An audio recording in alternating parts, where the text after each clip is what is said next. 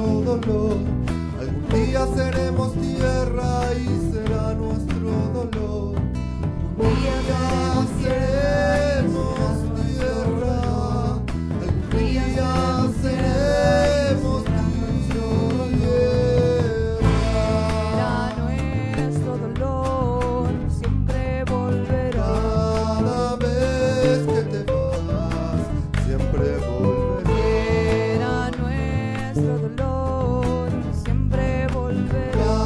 Cada vez que te vas, siempre volverás cantando con la luna. Y regresarás sonriendo con la tierra. Siempre volverás cantando con la luna.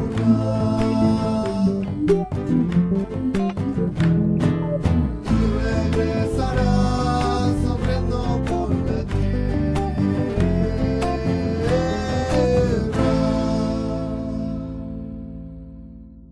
Buenas, ¿cómo les va? Mi nombre es Adriana Fernández Becchi, estoy aquí en el Departamento Docencia del CEDIAL. Este es nuestro último encuentro, que vamos a tomar la tercera categoría, que es la del nosotros. Para que haya nosotros, primero tenemos que decir que es un diálogo. Siempre que hay un nosotros, hay diálogo. Y en el diálogo tiene que haber un silencio a la espera de una escucha. Pero es un silencio no vacío, es un silencio lleno, porque espera el amanecer de la gran palabra, la palabra del sentido, en donde yo, tú y el él apuestan a un proyecto comunitario. Entonces aquí vamos a empezar con este nosotros. Para hablar de este nosotros, quiero mostrarles este símbolo. Vamos a recoger en este encuentro las otras categorías anteriores, que es el símbolo y el estar siendo. El símbolo que nos abre a una revelación de sentido. Y por lo tanto vamos a pensar este nosotros desde las dos inteligencias, la racional y la emocional propia del símbolo. In Lakesh, que significa esto, yo soy tú y yo soy otro tú. Vamos a escucharlo en una bella poesía de Galeano, que dice así. Eduardo Galeano, yo soy tú, tú eres otro yo. Marzo 17, ellos supieron escuchar. Carlos y Gudrun Leichendorf habían nacido y vivido en Alemania. En el año 1973, estos ilustres profesores viajaron a México y entraron al mundo maya, a una comunidad tojolabal. Y un día como hoy se presentaron diciendo, venimos a aprender. Los indígenas callaron y recién al rato, alguno explicó ese silencio. Es la primera vez que alguien nos dice eso. Y aprendiendo se quedaron allí, Gudrun y Carlos, durante años de años.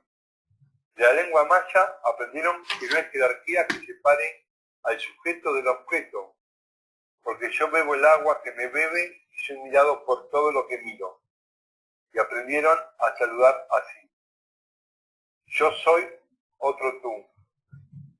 Tú eres otro yo. Bueno, acá tenemos entonces el silencio, que es un silencio lleno a la espera de la palabra. Yo soy otro tú. Tú eres otro yo. Esto supone Islakesh. Yo soy otro tú. Alaken responde. Tú eres otro yo. Como ven, ese símbolo de las manos, así entrelazadas, parece un caracol, supone también el símbolo que vimos en el principio.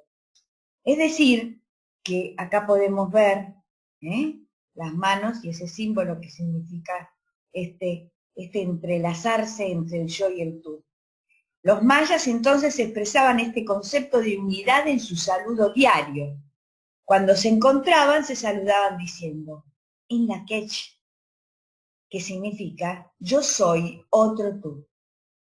A lo que contestaban, Alaken, que significa tú eres otro yo. Es decir, que acá tenemos una identidad en la diferencia.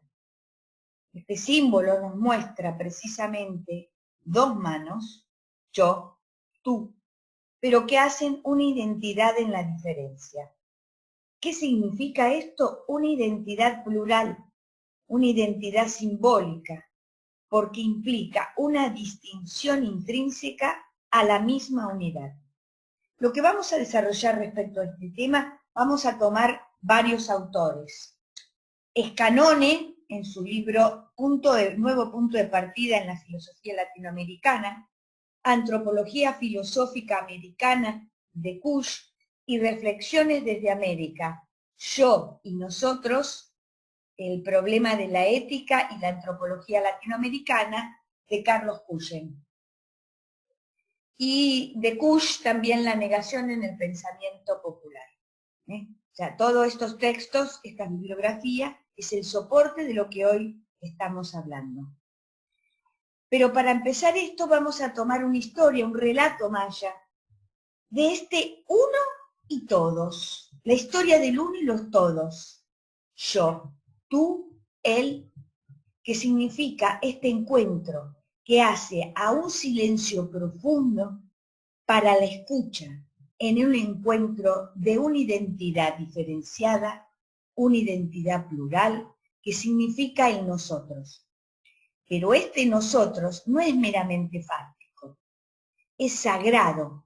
¿Qué quiere decir sagrado? No religioso, sino religante. Quiere decir que se nos aparece, que se manifiesta esta revelación de sentido, de la propia identidad. Y por lo tanto supone ese centro luminoso del símbolo que habíamos dicho.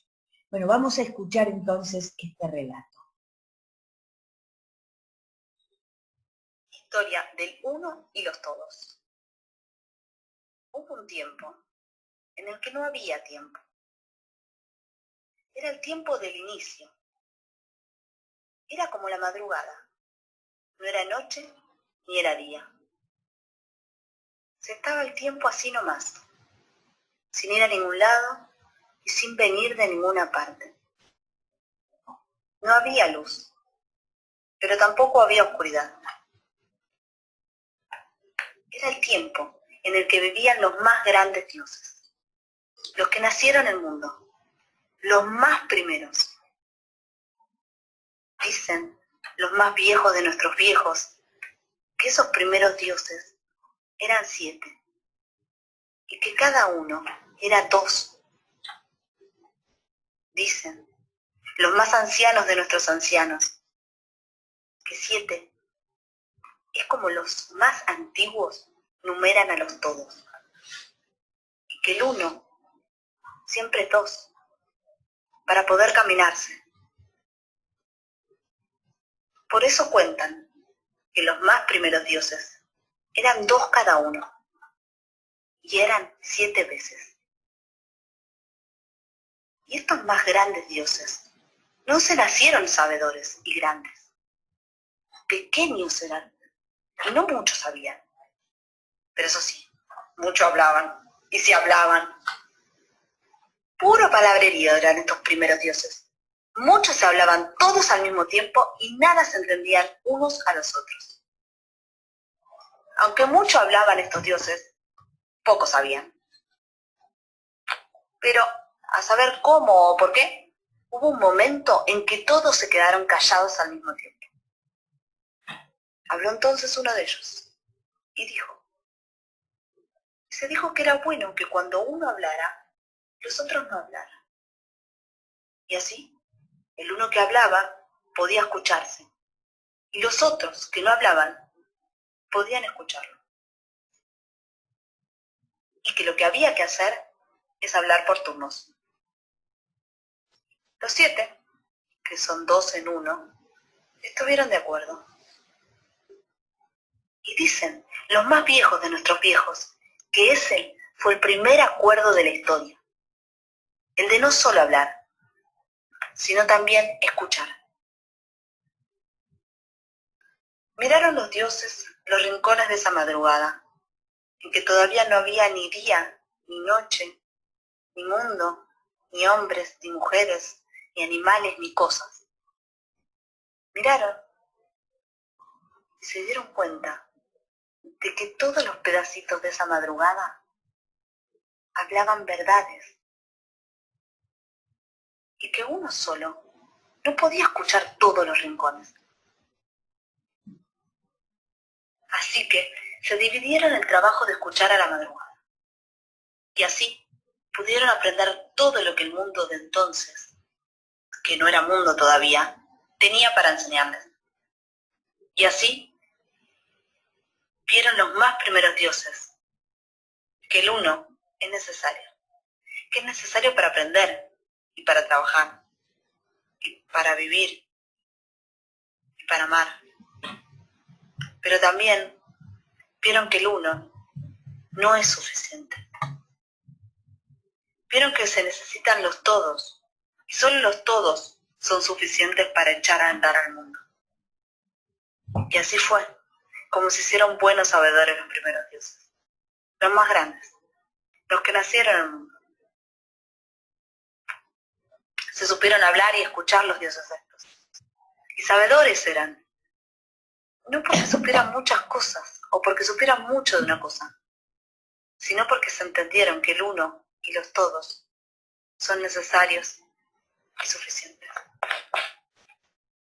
Bueno, acá hemos escuchado esto, ¿no? El uno, que podríamos pensarlo como un yo, un punto, un ego, y este uno que, digamos, es insuficiente. Es necesario, pero es insuficiente. Eso, la suficiencia, la necesidad y suficiente tienen que ver con esta comunidad de los todos. Es decir, acá reaparece esta cuestión de que este encuentro de un nosotros es un encuentro dialógico, en donde el silencio le da sentido a la palabra, que hay, es como musical, ¿no? La música, para que sea una melodía, se encuentra entre silencios, y ese silencio le da sentido al sonido que sigue. Y acá lo mismo, las palabras necesitan el silencio de la escucha para ese encuentro con el tú. Y ese yo y ese tú se conforman también con un él, que es un nosotros, vosotros y ellos. Entonces, en cuanto a este nosotros, que es religante porque encuentra una identidad, encuentra su revelación de sentido, encuentra su centro luminoso, entonces se convierte en un nosotros ético histórico, irreductible. Es un nosotros, estamos en la tierra. Este Incalesh Alaquén supone estar en una tierra, estar no en uno, en la tierra. Es decir, que este nosotros, que es una conciencia que reclama el tú,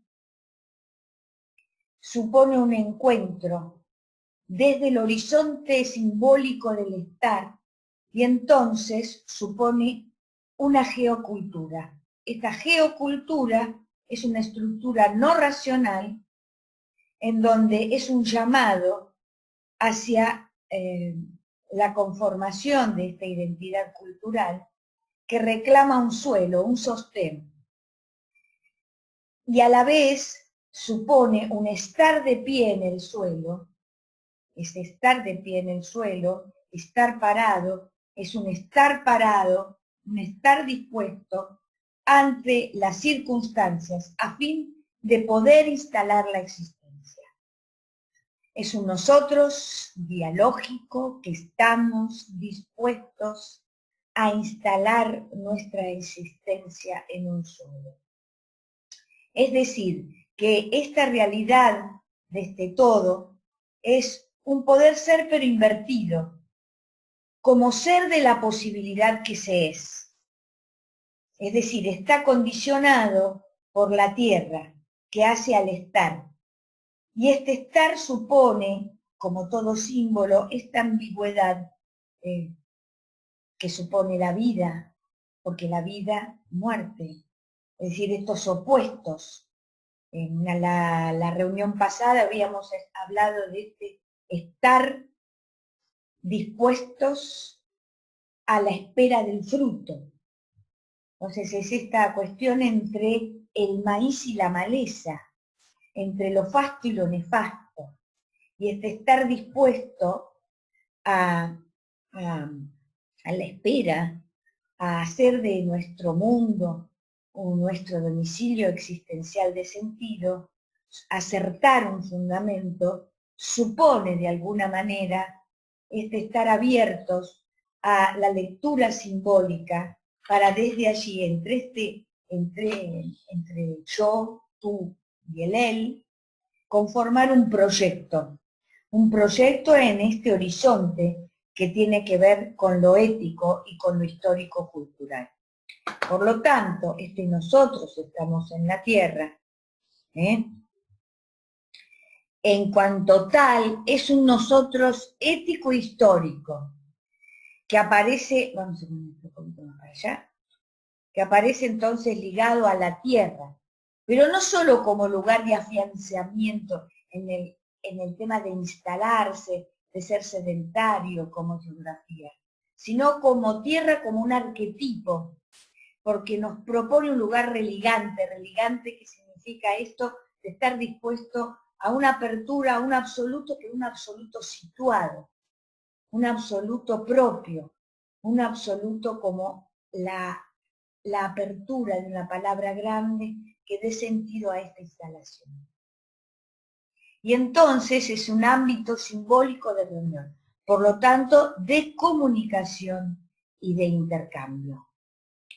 Acá este ámbito de comunicación e intercambio se da desde este etos que supone una identidad cultural. Lo dice Scanone, es un modo particular de vivir y habitar éticamente el mundo, que tiene una comunidad histórica, es decir, un pueblo, familia, y en cuanto a esta comunidad histórica, supone un proyecto de instalarse en la Tierra con un sentido. Ahora, esta comunidad pone en juego tres dimensiones. Antes de hablar de esta comunidad, nosotros entre estas tres dimensiones, es posible una comunidad, y acá queremos retomar algunas líneas de Kusch en antropología filosófica, en esbozo de una antropología filosófica, para conformar nosotros, esta conciencia, el primer paso es el reconocimiento de su pobreza ontológica. ¿Qué quiere decir esta pobreza ontológica?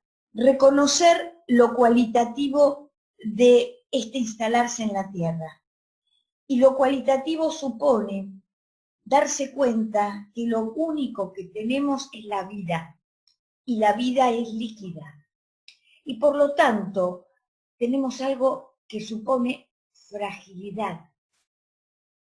Lo único que tenemos es frágil y líquido. Y por lo tanto eso hace a una constitución de este yo pobre ontológicamente. ¿Qué quiere decir esto, pobre ontológicamente? Radicalmente nuestro ser supone esta pobreza, esta mendicidad del existir. Acá Kusch en estos párrafos habla de que en cambio los pobres, en tanto carecen de exceso, solo están, que se da cuenta de que esta fragilidad, nuestra propia vulnerabilidad, nos damos cuenta de que solo estamos. Hay en nuestro ser, en esta pobreza, solamente una disponibilidad, indefinición. Es más, no apuntan a ser, sino más bien a salvar su estado. Quizás, dice Kusch, a una especie de sacralización de su propia invalidez, pero para andar de otro modo, un modo no que hace al ser o a lo constitutivo o individualizante del ser, sino a un estar andando por una senda sacralizada. Y para ello hace falta un temple de ánimo, un sentir frente a este sentimiento de caída la cura. ¿Y la cura qué es? Es estar andando para remediar una posibilidad, la posibilidad de estar siendo en este Inkalesh. Después retomamos esto porque hablamos en tiempos de pandemia. ¿Y qué significa la cura? Este estado de ánimo que supone un estar andando frente a la posibilidad del encuentro con el otro en la gran palabra, en la espera para el fruto. Esta identidad ético-cultural supone tres dimensiones: semántica, sintáctica y pragmática. Y vamos a ver qué significa esto. En tanto semántica, la identidad cultural supone una historia, un proyecto, un sentido irreductible. Quiere decir que es lo más chiquitito, de donde se parte, es el fundamento. Lo semántico viene de significado. ¿Qué es este significado? Es los valores, los símbolos, la memoria, la experiencia histórica. Hace referencia en última instancia a la simbolicidad de los pueblos. Esa simbolicidad que supone esa revelación de sentido para instalarse, para estar dispuestos a responder: ¿para qué vivo? ¿Para qué vivo? ¿Cuál es el sentido de este instalarse? Y esto hace no a lo cuantitativo, sino a lo cualitativo, a la calidad de vida, al elegirse, al elegirnos, al ser artesanos del tiempo en un espacio determinado.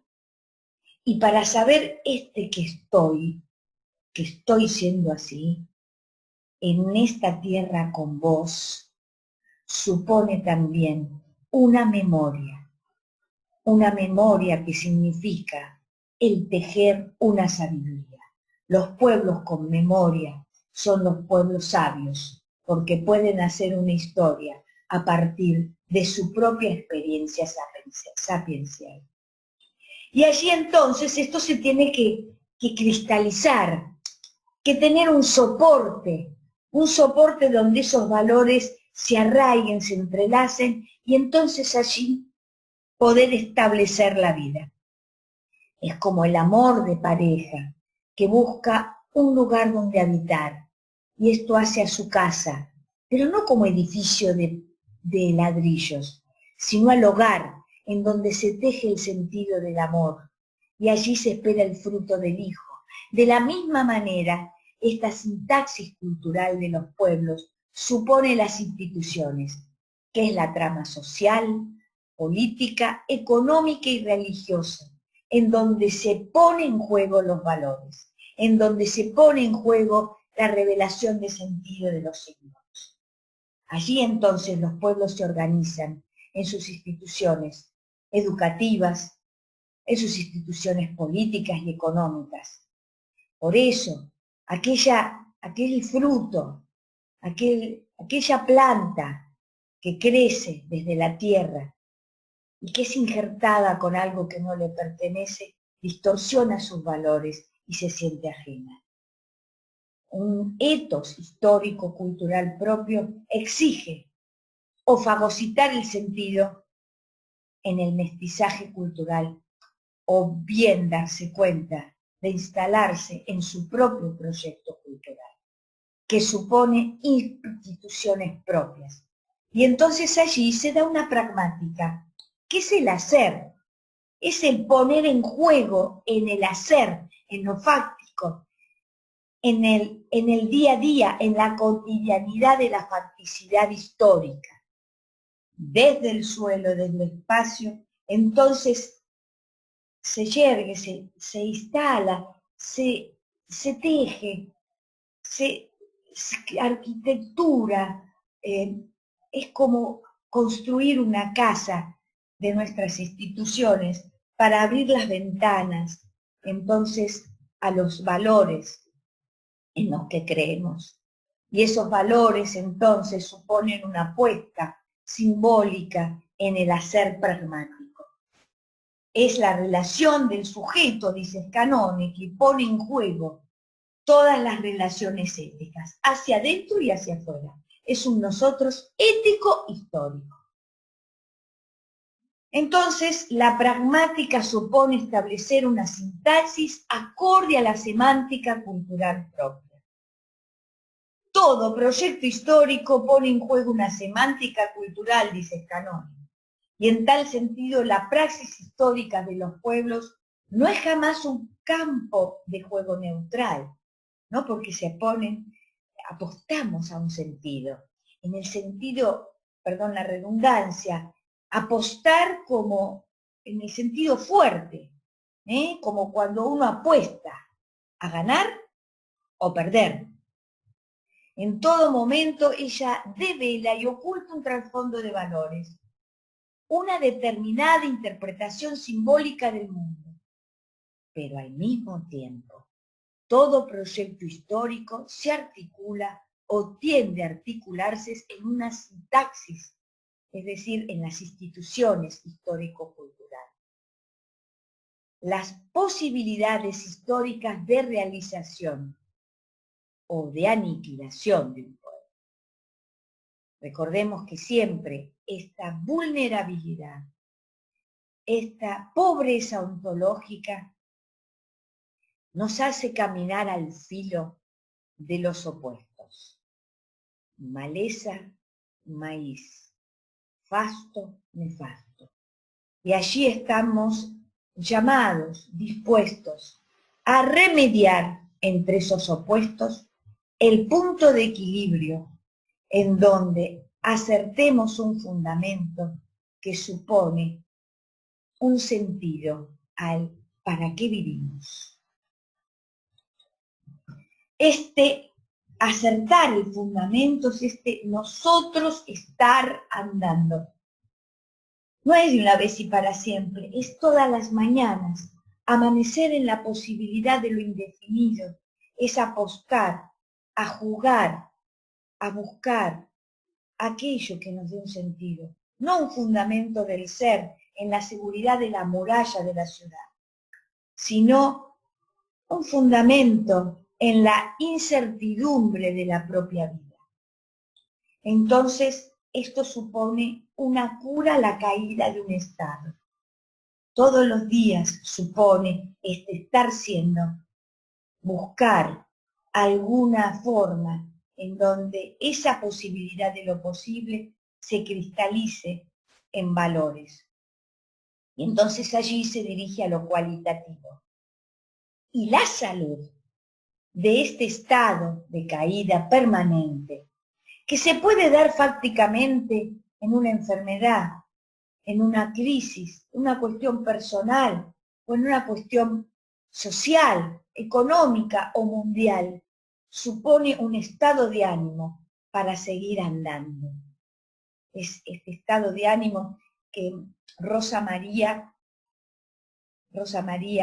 mi compañera de filosofía, que pertenecía al CEDIAL, hablaba en su libro sobre la tolerancia y hablaba de la buena voluntad de los wichís, que tiene que ver con este corazón abierto a la tolerancia, a un estado de ánimo dispuesto a la escucha del otro, pero siempre desde una forma empática de la comprensión. apostando a los valores, apostando a la identidad de ese nosotros, apostando al coraje de la apuesta, que supone resistir e insistir. Resistir a lo ajeno e insistir a los propios valores. Bueno, aquí entonces ahora quiero hacer como una síntesis. Vamos a un poquito para atrás, ¿no? Y volver al saludo maya para poder terminar haciendo una síntesis de las cosas que hemos visto hasta este momento. Primero hemos hablado de una cuestión de la seminalidad del pensamiento que supone entonces, vamos a dejar de compartir así nos vemos, que supone esta seminalidad del pensamiento que supone una simbolicidad, pensar a partir del símbolo. Por otro lado, esta simbolicidad, esta necesidad de lo simbólico, nos lleva a un estar siendo, que es el fundamento que hace a un pensamiento popular, que busca su fundamento y que abre a una antropología de lo anglicano, a una conciencia que supone esta pobreza ontológica como reconocimiento de que todo hombre está inmerso en una globalidad que lo trasciende. ¿Basta o nefasta? Y allí en esto que nos trasciende, supone buscar el absoluto propio para acertar a un fundamento. Ese absoluto propio que nos lleva al fundamento supone una cierta sacralidad. Y ahí viene la geocultura, una relevancia del suelo, entendido como aquello en donde el hombre constituye su cotidianidad y en donde esa presión del suelo hace a una forma de encontrar un domicilio existencial que supone un lado lúdico y mántico del estar. En este acertar en la vida. Y entonces, este acertar en la vida desde esta pobreza ontológica en donde el uno es necesario pero no suficiente y entonces aparece el yo, tú, él, en una construcción semántica, sintáctica, pragmática, supone darse cuenta de un nosotros originario, en la medida en que la presión de lo absoluto no se ejerce sobre mí, sino sobre toda la comunidad. Esa presión de lo absoluto significa cultivar los símbolos a fin de dar con la gran palabra que nos permita acertar con la verdad fundante.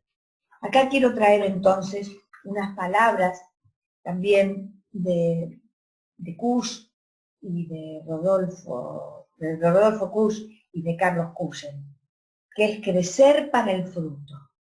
Es la razón misma de vivir. Pero este crecer para el fruto supone los opuestos. No hay fruto sin no hay sentido de la vida sin esta convivencia, sin esta unión y equilibrio de los opuestos. Frente a la hostilidad del mundo, lo único es reconocer, lo único sabio es reconocer que estos opuestos se alternan y reemplazan hasta el infinito. Todo lo que podemos hacer u organizar es débil. Por lo tanto, el equilibrio de los opuestos, como la vida, resulta de este reconocimiento de la precariedad. Contemplar este espectáculo sin pesimismos, dice Kusch, es lograr serenidad. Atravesar la fiesta del mundo sin quedar atrapado en sus ilusiones requiere una interioridad ejercida en el silencio, en este silencio a la escucha, en esta relación dialógica con el nosotros, que apuesta a un proyecto ético histórico-cultural. Por lo tanto, este orden interior como estado de fecundidad que supone una preparación que crece para el fruto, es lo que permite a la sabiduría americana sobreponerse al caos de la naturaleza, tanto de la naturaleza como al caos civilizatorio. Y allí entonces quiero traer otras palabras de Kusch, de este libro de la negación en el pensamiento popular, que por ahí en otra oportunidad podemos retomar en otro curso y ver esta lógica intrínseca desde donde la negación aflora la esperanza y la apuesta al acierto. Y dice así: quizás en esta disposición, en este estado de ánimo, en este donde se pone el zonco y el corazón para encontrar el equilibrio,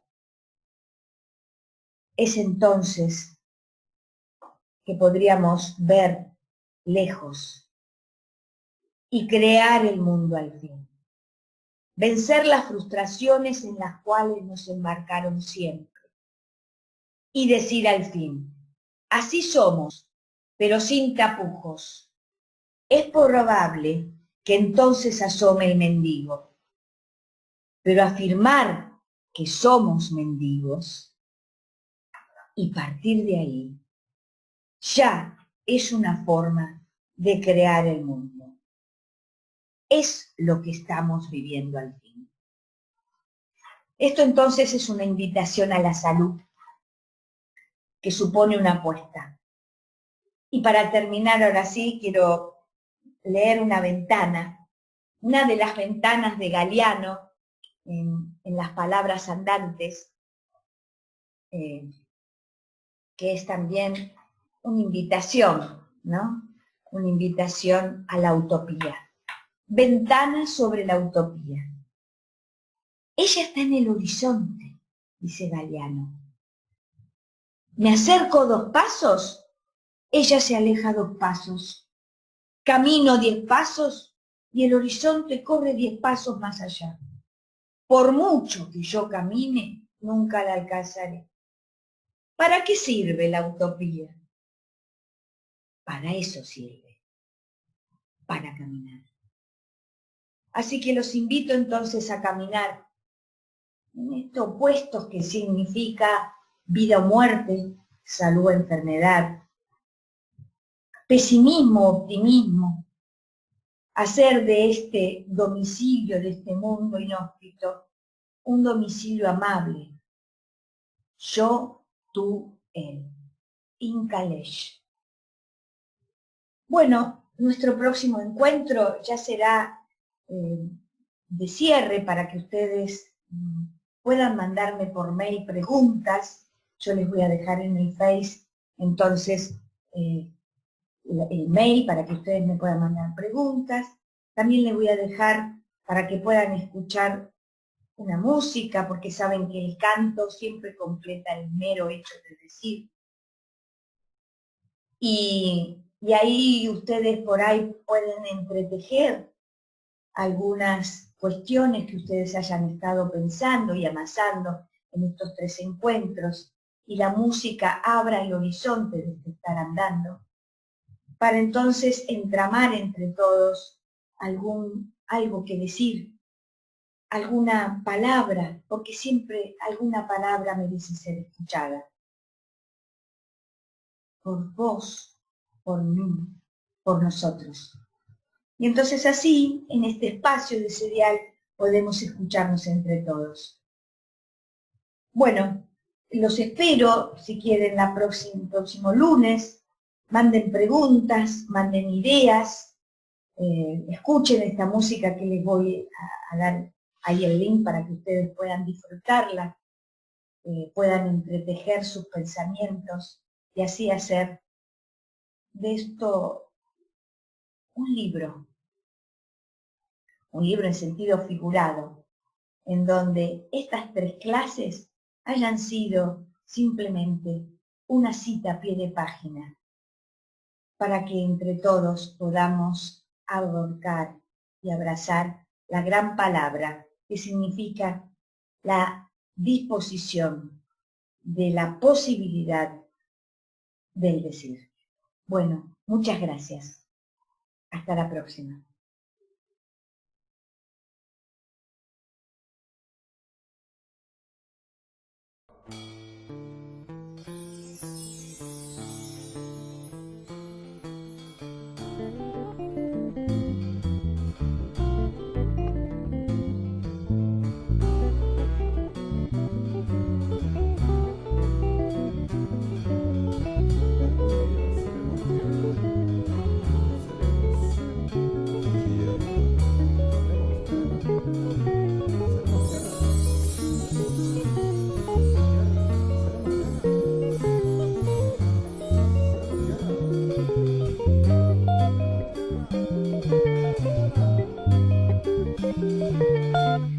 Algún día seremos tierra y será nuestro dolor. Algún día seremos tierra y será nuestro dolor. Algún día seremos tierra. Algún día seremos Será nuestro dolor, siempre volverá. Cada vez que te vas, siempre volveré. Será nuestro dolor, siempre volverá. Cada vez que te vas, siempre volverás cantando con la luna.